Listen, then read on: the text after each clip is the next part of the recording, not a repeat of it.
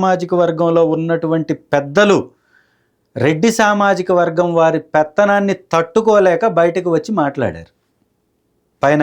పైన అమ్మవారు కింద కమ్మవారు అని మాట్లాడినటువంటి వ్యక్తులకి ఈ రాష్ట్రంతో ఏ పనండి? పక్క రాష్ట్రంలో ఉన్నటువంటి ఆ సామాజిక వర్గం వారు కూడా మాట్లాడారు.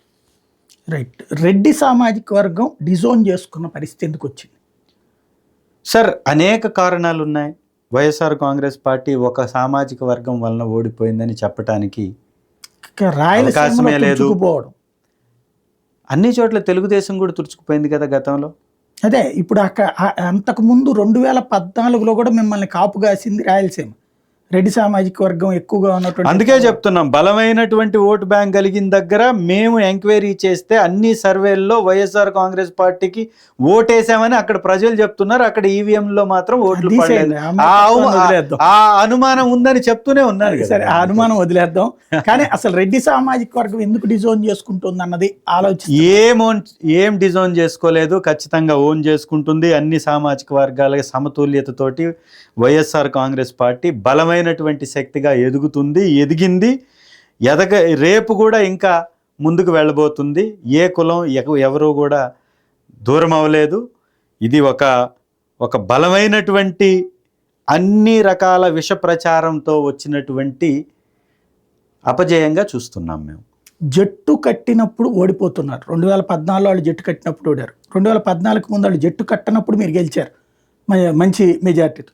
19లో జట్టు కట్టలేదు, మీరు గెలిచారు. ఇప్పుడు జట్టు కట్టాక ఓడిపోయారు. ఈ జట్టు అనేటటువంటిది ముఖ్యం. మనకు కూడా నలుగురు తోడు ఉండాలి అని అనిపించట్లేదు. మనం బలమైనటువంటి వాళ్ళమే, మనకు ఒక మంచి అవగాహనతో కలిగిన రాజకీయం చేయాలనుకున్నప్పుడు ఎవరితో జట్టు కట్టాల్సిన అవసరం లేదు. చంద్రబాబు నాయుడు గారికి ఆ ధైర్యం లేదు.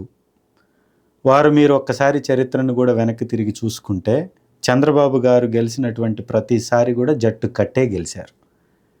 2019, 2014 కాదు, అంతకు ముందు కూడా చూడండి. ఏదో ఒక పార్టీతోటి పొత్తులో ఉన్నప్పుడు మాత్రమే తెలుగుదేశం గెలవడం అనేది సహజంగా మారిపోయినటువంటి పరిస్థితి. ఒక్కసారి మీరు గమనించండి.